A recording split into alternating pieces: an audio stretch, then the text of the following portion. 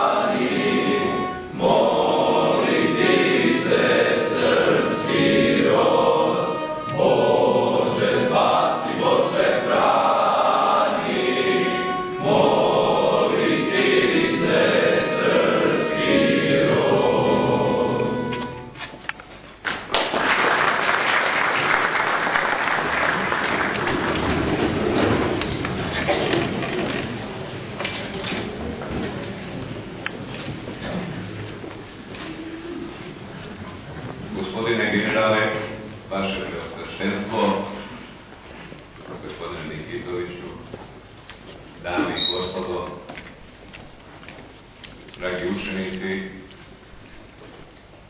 uvaženi gosti, čast mi je da vas pozdravim, dobrodošli na našu svečanost povodom završetka školovanja učenika 34. klase. Učenici 34. klase, vama čestitam završetak školovanja u Vojnoj gimnaziji.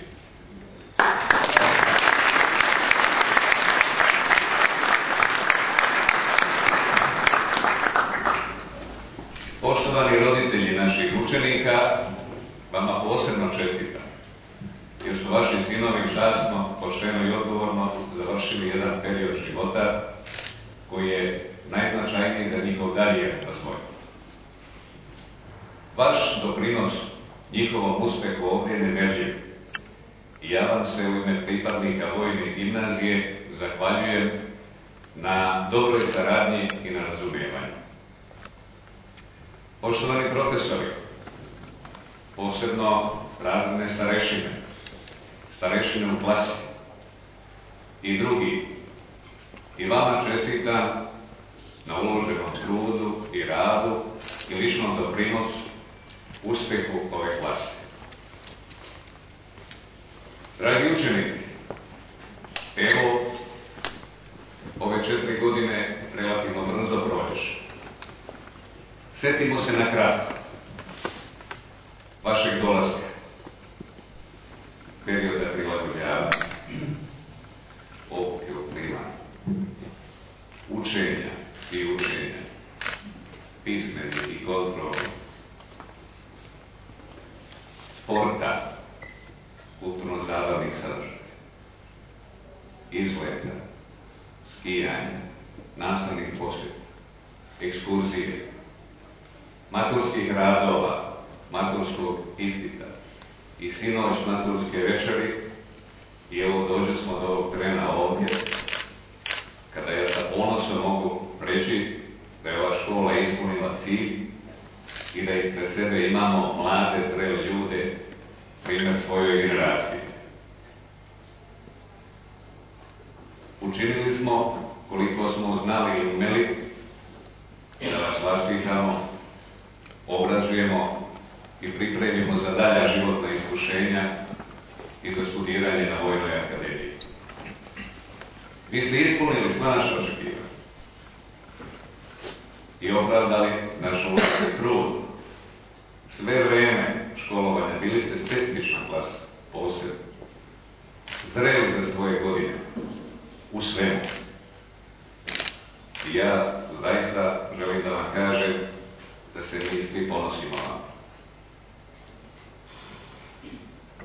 Dobili ste dobro obrazovanje ovde i sada treba nastaviti dalje, jer ste negde na sredini puta.